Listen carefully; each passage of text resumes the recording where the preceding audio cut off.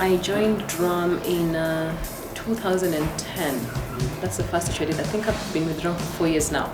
Oh, my baby is older than I am. Drum started out 63 years ago in South Africa.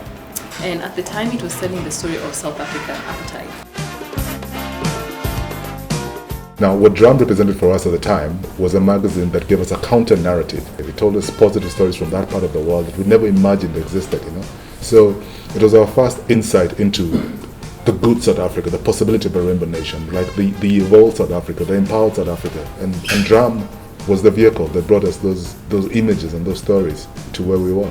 Nobody else was talking about the black story, about their struggles, about what it was like to grow up at the time, about their lifestyle, about who they were. And so Drum had this really kind of pictorial story to it. For them, I think they believed a picture is worth 3,000 words. So it was very visual, and it groomed a whole generation of photographers and writers. I've been working with Drum for about 2 years now. Working with Drum has definitely helped me in going into specializing into food photography, and also I'm doing a bit of interiors and decor. All stuff that I was really interested in, so it's definitely helped me. It was so successful it got a West African edition and an East African edition. So the East African edition came officially here in 2004. I would say the difficult moments in Drum, I have identified 2 so far. I think the first is 2008 during post-election violence. And at the time, because we became a society magazine, so at the time it was about how do you encourage people to celebrate the good life when there is so much dissension. It was a very trying time for us, but I think we managed to stick in the grey where we're not pro any of the camps and managed to just tell an accurate story of reality as it is, not as we wanted it to be. And I think that was the most important thing for us. So we came out of that period without picking up too much flack, and I think people who would remember that period will appreciate that we tried to be as objective as possible at a time when objectivity was not something that was too commonplace.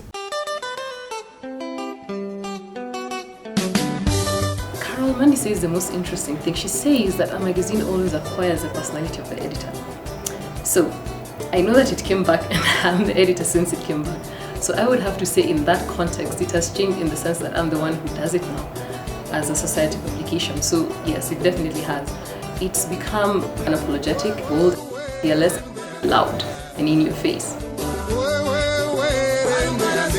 Well, you know how people say that your career, in fact it's Oyunga Pala who wrote this, and I still need to take issue with him. He said that women love their careers because your career cannot break your heart. Did I say that? I have no recollection. This is the deep end. I have found being the editor of Drum to be one of the most challenging and heartbreaking experiences of my life.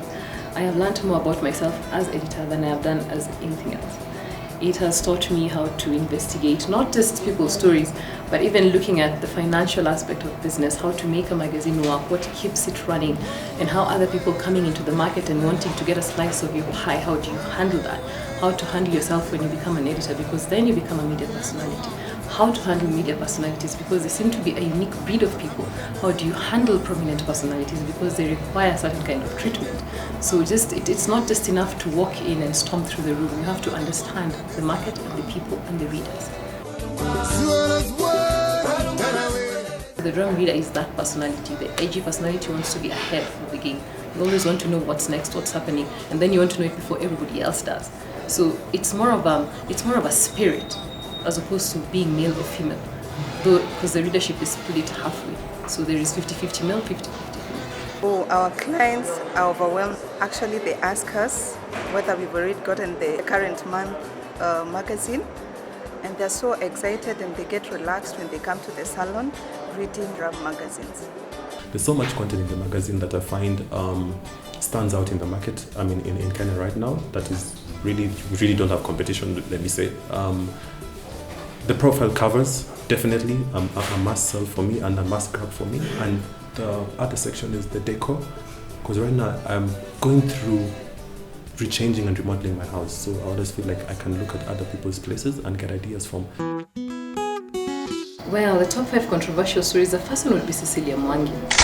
There were a lot of people who were offended by that story, and well, it's a sensitive topic, I suppose. They felt that, she was being a husband snatcher and she's not supposed to be proud about the fact that she's come out and she's been a second wife. But hey, she talked about it. She was willing to have the conversation. She said, I am not a Klande, I am actually a second wife, and this is how it works. My family knows this man, they've embraced it, they've accepted it. And there was Valerie Kimani and Eric Wainaina on separate covers. The Valerie Kimani story showed a woman who's grown up and she's very intelligent. She was not heartbroken about what had happened to her life. She just picked it up and moved on, and she became an adult, and there was so much insight and intelligence in her conversation. And with Eric, I think it's because, well, he'd never really talked about it, but the Eric story, oddly enough, also had an interview with Shiba, who said everything she says is off the record, but she was present for the entire interview and she's the one who organized it. But again, it was very revealing of what happens to a marriage and how you repair it after something like infidelity has happened. Nini Wachera, yes, that was unfair. I think people are used to Nini being controversial. But she actually said that, she said she's not exactly homosexual, but she's not straight. But she doesn't understand why she's not allowed to love a beautiful woman. So she opened up the conversation on homosexuality right around the time Binyavanga came out. And again, it's a conversation people are afraid to have. In fact, when I started writing for Nation, I couldn't even write a story, a column that had the word homosexuality repeatedly. I did that once and they pulled out the story. But this time I could actually do it on the cover of a magazine. And this is such a big platform and people just pretend these things don't happen. So again, hey, it does, and someone talked about it. Oyunga Pala used to write the Motorcycle Diaries, and it used to sound like he had this fun life where he was just picking up random chicks on his bike. The brief for Motorcycle Diary was jump on a bike, go around the country, find us a story, make sure it's good, and please send some pictures. It was a fun period, it was a nice time. Drum was just reinventing, and we told some good stories, had a lot of fun as well. It was an interesting read for sure. I think he would be the biggest celebrity I can remember writing for Drum. Oh, the future, the future, the future. I know that there are plans to go multimedia. I mean, it would definitely be great to have the Drum experience on digital. Drum was necessary. Drum has always been an African story. It's always been an African magazine. It's always been the ideal, the epitome of African magazines. And over the years, it's changed its face, but its essence is the same. And ultimately, wherever you go, drum has always been about the drumbeat of the African, and it's maintained. And I think Drum, I'm so happy to have been associated with it. I'm so happy to have written for it, and I hope it's going to grow and grow, and like True Love, outlive us. Because as a publication, it's still pristine, it's still beautiful, and I think the editor, Carlo Odero, is doing a great job at the helm. So Drum, here's to another 63 years of life-changing, earth-shattering storytelling, where you grab the world by the balls like you always have and you always will. Cheers! I'd like to say happy birthday to Drum and True Love and Drum, for great accomplishment of 10 years. May you grow, become bigger, better and better. Good luck to all the team members who have made this possible. Happy birthday, shake a leg, have fun.